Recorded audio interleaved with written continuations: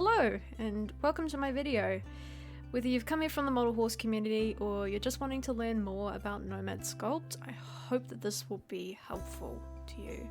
You may know me from Instagram, where I post my work, but otherwise, hi, I'm Becca and I'm an artist who mainly draws and paints and now sculpts horses. So I'll preface this by saying that I'm not new to art. I've been an artist for several years now, creating a mixture of traditional and digital pieces throughout that time. I am, however, still relatively new to 3D work. I started independently learning to digitally sculpt earlier this year. At the time of this video, that is 2023. Prior to this, I'd had very minimal teaching in 3D programs. I barely knew anything. I want to make art accessible to as many as I can, so I decided to make a guide and video tutorial on Nomad Sculpt. So I do have a document that I have written out. However, I think unless I make an update to it, this video will be more current and more up to date with new information, as you know, constantly learning, right? Yeah, there's always better ways to do things. But anyway, you got many people asking, what app is that? What are you using to make that? How can I sculpt like that? I see it especially in the model horse community. Whenever another artist is posting work in progress or 3D printed resin, well, this video is for you. I will be sharing resources along the way. This is meant to just be a concise and easy to follow guide on the process of creating a sculpture in Nomad Sculpt. So, what is Nomad Sculpt? Well, Nomad Sculpt is a digital sculpting app that is available on Android and iOS devices. It supports pen pressure from the Samsung S Pen and the Apple Pencil on iOS and iPadOS. This app is fairly inexpensive. It costs $14.99 US dollars or $29.99 New Zealand dollars at this time for a one-off purchase, so that's a lifetime license, and it has many great features that allow hobbyists and artists to create very high quality work, especially for the price. Little disclaimer, I'm not sponsored. Wish I was, but I'm not sponsored. So the user interface is friendly and not nearly as intimidating as programs such as Blender or ZBrush. Learning curve is still definitely there, but it is an easier program to master in my opinion. Obviously I think one of the first things to start off with is the user interface. So I will link the tutorial that I watched that really helped me to grasp the basics of using this app, and that is done by the lovely Erika Casab of Small Robot Studio, who's also on YouTube. You don't have to do the entire design in that video. I didn't. I just followed the first step and then I went, alright, that's good enough for me, and carried on. Obviously I'm going to touch on a few things in this video, although I think it's best to kind of... Other people have done it and they've done it better than me, and I'm sort of basically just trying to help in terms of like sculpting a horse in Nomad Sculpt. But what I can talk about, so up here you see this little folder icon. I don't have a cursor on here, so sorry in advance, but basically this is where you have all of your file options. You don't need to worry about any of that stuff down there right now, but you've got your save as, you can rename or open. So you can see I've got a bunch of projects in here. Currently I've got Bernie open, and he's one that I've been working on for a while. Obviously you've got all these options. Seriously, you don't have to worry about all the advanced stuff right now.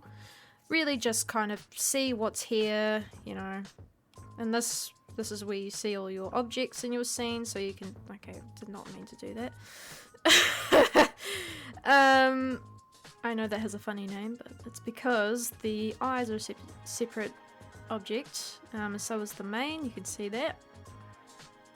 I'm currently still working on it, so it looks a bit funny at the moment. Sorry, dude. This is where your scene is, and you can... So say I wanted to clone Bernie, I could just go clone, and then I would end up with two of them. And this is a little Gizmo tool. You think about it like it's your move tool. You can basically, so now I've got two of him, Yeah, it's pretty cool, but I don't need 2 of them. So we're just gonna undo all of that. If you're familiar with iPad, the general gestures and such that are on iPads, so 2 fingers is undo. So if I, for example, I draw something on them, but then I didn't mean to do that, no, sometimes it doesn't work. I'd undo by using 2 fingers and tapping on the screen. Quite often end up using that, but if there's like, say there's a bunch of actions, down here in this left hand corner is a little arrow, and that is the undo. But say I actually wanted those changes, I could just press the little right arrow and bring it back. Another thing down in this little menu is you can see the history of things that you've done, although I don't often even look at that because it doesn't really matter. This, I actually don't know what this does. Ah, okay, so if you only want to, I've never used this. If you only want to look at one object, so the object you have selected, you can just press this one and it'll just show you that. But obviously I don't want to do that. This is the grid, so basically that will show the, I guess, the floor. The floor. So what he's standing on. And so this is mask, which obviously if I don't actually have anything masked off, I'm looking for the option here. So there's some options here. So this is a paintbrush mask. So if I paint his head and I press mask, his head disappears. But if I tap once on the screen, that inverts it. I'm gonna just paint this side as well. So you can use unmask to erase it, obviously. But if I press mask, now it just shows me what I want to see, which is the head. So this is really helpful if you just want to work on one area at a time. I've only just recently learned this trick. This is really useful for that. I don't really want to do that. So the easiest way to do this is just to use the select tool and, oh no, never mind. I don't know why this is not doing what I want it to do. Right, yeah, to get rid of that. Now, what's the other thing down here? Alright, so this is a Voxel Remesh, and currently I don't want to do that, but I will look at that a little bit later. This is the wireframe. So this lets me see the mesh of my model, which for what it is actually quite tidy. This is something that I will touch on a bit later, but just so you know that this is here. That's what that does. It shows you the mesh or the topology of your model. I actually don't know what that does. But anyway, not important, won't worry about it. But then we have our multi-res. So basically it's different resolutions of my model. So I can go quite low. You can see that that's a really low resolution. I'll just turn wireframe back on. You can see that there's less squares and triangles, and they're mostly squares. But as I go up, it subdivides. So it kind of puts a line in between and creates a higher resolution. Now if I go higher, obviously you can see again, it has again subdivided. And if I go to the highest one, it's currently the most dense I have. And you can see for every square, there's like 4 squares, and then there's even more squares, right? So basically, that's what multi-res is. It's giving you more resolution. So if there's an instance where you want to make a large change to your model, like for example, I would like to, as an example, like when I wanted to give him feathers, because he just had straight legs before, I pulled the mesh and in the lower resolution, and I used that, and I kept going up and up and up until I reached this point where you can see there's a lot more detail in the feathers. I will touch on that a bit more later, but anyway, for now, that's that menu. That's all you really have to know for right now. Don't worry about that one. This one, so this little light sunshine icon, you can change your material here. So if I wanted to make him, so right now he's kind of brown. If I wanted him to be grey, then I could have him be grey. If I wanted him to be, you know, more of a natural sort of clay tone, you could have that, so that it makes it hard for me to see. I prefer this one because I can still see the shadows and the lights and everything, and it's easy on my eyes. That's really the bottom line for that one. With that little introduction, I feel like, you know, oh, I forgot about this one. So this is where you can have a reference image. So for example, if I wanted, you know, if I wanted this one, then I can transform and I can move that around in the background. I can have it over there, and then I just single tap, and then look, right there we've got our reference for our model. Or, you know, if I was sculpting a particular part, for example like the legs, oops, not going away, I could have that up there.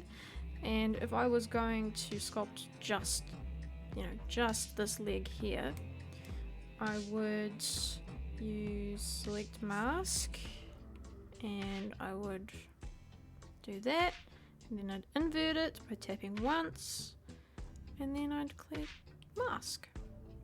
Now I can just work on the one leg. So yeah, so the reference image is quite useful. So you have it all on the same screen, and you can adjust the size, you can change your model to, you know, suit what you're trying to do. But sometimes I don't really need it, so I turn it off. And now another thing to look at, the view is really important. So when you are sculpting, I prefer to have perspective. It makes it look a bit more natural. However, if I am trying to get proportions right, I turn Orthographic on, and you can see that that has changed how the horse looked. The perspective doesn't change the size of everything anymore. Everything you see here is exactly the size it actually is. And so you can see his body is actually quite well proportioned. He does have quite a big head, but I think it's the neck that makes him look like he has a big head, and he's just an old boy. That's his conformation. So you can see that here, you know, perspective, usually the head would be really, really small. But because it's orthographic, everything is the size it actually is. Perspective doesn't change that. So here I will change back to perspective, and now the hindquarters are bigger. And this is useful for when I'm sculpting different parts of the horse and I want to be able to see how it would actually look in real life. That's something to be mindful of. So when you're first working on your horse, orthographic, but when you are sculpting, as where I'm at the stage here, I would be using perspective. Now, something else that I don't really tend to use is this camera. So because I've tapped that, it's switched it to orthographic because the camera is snapped. So if you like to be able to switch between that, you press that and then you can swipe, and you can change your camera view like that. But because it's touchscreen, it's more intuitive to just move it around with your fingers. But if I want to see it in orthographic, I can just tap that. But yeah, I don't like to use that too much. And if you want to lock it, you hold it down. So now this camera's not going to go anywhere, but I can zoom it in and out. So I want to work on a particular perspective, I can lock my camera. So that's pretty cool. So for now, that's the UI, that's the user interface. I'm aware that this video is almost at 15 minutes and I want to keep these videos relatively short, but there will be more parts to my series coming soon. In part 2, I will talk about the tools and beginning to sculpt in Nomad Sculpt. Just a little reminder, I'm actually doing this for free, so if you would like to help support me, then feel free to donate to my Ko-fi. It would be greatly appreciated. Although if you can't, just make sure to leave a like and subscribe, and even leave a comment below to let me know if you found this helpful or what you'd like to know next. You can follow me on Instagram at BeccoCho. I'll have a link down below. That's where I post most of my stuff. And yeah, that about wraps this up. Thanks for watching, and I'll see you next time.